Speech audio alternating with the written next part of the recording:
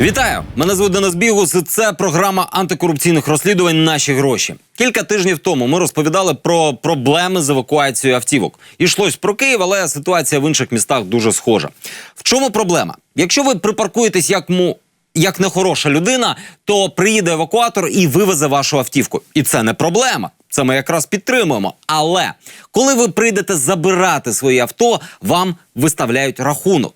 Його виставить не поліція, не державне підприємство МВС, а натуральна фірма-прокладка з потрійною ціною. З цією фірмою у Києві без тендеру, без конкурсу уклали контракт, і вона евакуює всі авто в столиці. Причому в неї навіть своїх евакуаторів немає. Вона тупо збирає гроші. Після нашого ефіру у МВС сказали, ця контора просто тимчасово працює вже півроку. Скоро буде тендер. І його дійсно оголосили. І, спойлер, вас далі продовжить обдирати та сама контора. А хто за нею стоїть, як провалили тендер і кому надсилати вітання, розповість Олександр Курбатов. Ви не там припаркували свою автівку, потрапили у ДТП, чи вас запідозрили у нетверезому кермуванні – усе це є приводом евакуювати вашу автівку на штрафмайданчик. Навіть якщо потім з'ясується, що ви були невинуваті. Щоб повернути автівку, вам доведеться заплатити за поліцейський евакуатор. Втричі дорожче, ніж за ринковими розцінками. Принаймні, так у Києві. 1500 гривен. Сколько вам? 1500, да, за... 1,5 и плюс еще 140 гривен за сохранение якобы автомобиля. 1500 – велика автівка? Да не, за мотоцикл взял. А за мотоцикл 1500? Ці гроші за примусову евакуацію у столиці йдуть на рахунки однієї компанії – Вейпестейр. У неї немає власних евакуаторів, але є тимчасова угода із держпідприємством МВС. Кожен такий рахунок від Вейпестейр – це фактично купюра на 1500 гривень. За півроку фірма «Пустишка» зібрала біля 4000 таких купюр. Тобто за 6 місяців майже 6 мільйонів гривень.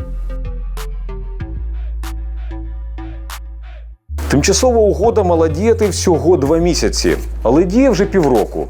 І от у серпні усе мало змінитися. Нарешті перевізника мало обрати не через кулуарні домовленості, а на конкурсі.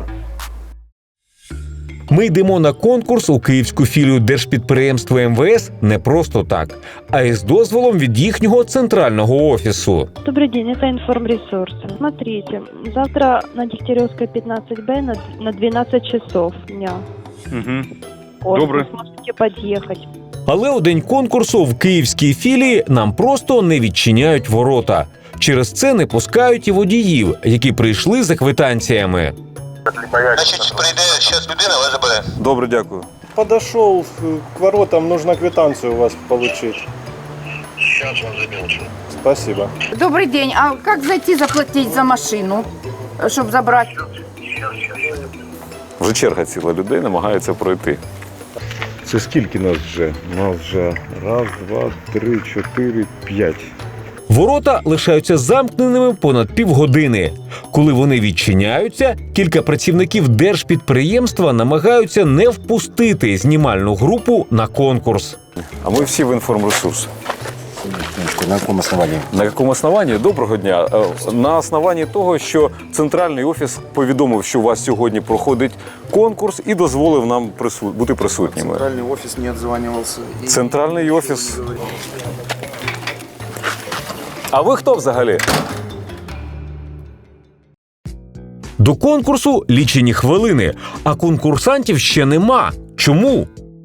Відповідь у цій газеті. ДП МВС вже кілька разів так старанно проводило чесний конкурс, що оголошення про нього розміщувало лише у газеті «Голос України». Це надійний спосіб зробити так, щоб про конкурс ніхто не дізнався. Якби в самому підприємстві нам не надали відскановане оголошення, ми б потрібний номер не знайшли б. Ось розділ оголошень. Інформація про конкурс від ДП «Інформресурси» розміром з монету у 5 копійок розміщена між оголошеннями про викрадений паспорт і якогось сільськогосподарського товариства з Чернігівської області. Взагалі-то держструктури для закупівлі товарів і послуг давно використовують електронну систему «Прозоро». Там і конкуренція, і шансів, що побачать оголошення, набагато більше. Але ДП «Інформресурси» вирішили скористатися дідівським методом. Співпрацювати з тим же Прозоро, я намагався з ними. Вони у мене витребували масу документів, попросили підписати договір з ними, щоб для того, щоб розміщувати оголошення і так далі. Насправді досить дивна позиція державного підприємства, тому що сьогодні для того, щоб зареєструватися і почати оголошувати тендери, потрібно зробити досить елементарний крок – авторизуватися на одному з майданчиків. Оголошення виключно через друковані видання мають іншу природу, вважає координатор проєкту «Дозоро», який захищає учасників електронних тендерів від недобросовісної конкуренції. Це робиться для того, щоб приховати від якихось потенційного ринку дане оголошення. Це була вже 4-та спроба київської філії МВСівського ДП провести конкурс, заховавши дрібне оголошення про нього на шпальтах «Голосу України». Результат прогнозований. Ось і він. До 16:00 вчорашнього дня ні одної подачі документів не було. Тобто бажаючих Нема. їх не знайшлося. Не знайшлося. А які це наслідки після цього? Тобто зберігається ця ситуація, яка й була до цього? Поки що да. За умовами конкурсу, компанії, які бажають отримати підряди від поліції, мають надати дані про кваліфікованих працівників, фото евакуаторів. Але у компанії «Вейп-СТР» цього нічого немає. Її обрали без конкурсу. Взагалі виникла «Вейп-СТР», компанія, в якої... Ой, чесно кажучи, я не знаю, як цих всіх обставин, як говориться, знайомства, і чи я маю чи маю хто до кого прийшов, хто що запропонував. Директор «Інформресурсів» заборонив працівникам давати нам інтерв'ю. Але телефоном у держпідприємстві кажуть, що «Вейп-СТР» – безальтернативний варіант. Або вони, або колапс на дорогах столиці. Зараз єдиний вихід – це взяти, зупинити евакуацію і проводити конкурси через Прозоро, ще десь. І я на 90% впевнений, що ми не забезпечимо цю евакуацію належним чином. В Києві, на евакуацію монополія, на евакуатори. Поки ДП нам розповідає про безальтернативну співпрацю з «Вейп-СТР», ми розповімо про реальних перевізників, які і здійснюють евакуацію для поліції, поки «Вейп-СТР» просто збирає гроші. Ось, наприклад, машину після приїзду поліції забирає евакуатор компанії «Експрес-Т». Між «Вейп-СТР» і ТОВ «Експрес-Т» є ще один посередник. Коли поліцейських, наприклад, потрібно викликати, вони у вас набирають чи ДП «Інформресурс»? Інформресурс. І вже від «Інформресурсів» ви отримуєте виклик, так? Да. Тобто прокладка «Вейп-СТР» в усій цій схемі виконує лише почесну функцію збирання грошей з автовласників за завищеними цінами. Бо навіть виклик перевізникам приходить не від «Вейпу», а від держпідприємства МВС. Обов'язки «Вейп-СТР» мають бути прописані в угоді з держпідприємством. От тільки угоду нікому не показують. Чомусь керівництво вирішило не надавати. Не надавати, так? Да? За нашими даними, за 7 місяців збирання грошей зі столичних автомобілістів маріупольська фірма отримала майже 7 мільйонів гривень. З них 3 мільйони потім віддали за евакуацію справжнім столичним перевізникам. А от ще 4 мільйони пішли від збирача евакуаційної каси «Вейп-СТР» на десяток інших маріупольських товок з ознаками фіктивності. 3 з них – це фактично клони «Вейпу», бо засновані його колишніми власниками. Усе вказує на те, що власники вони лише номінальні.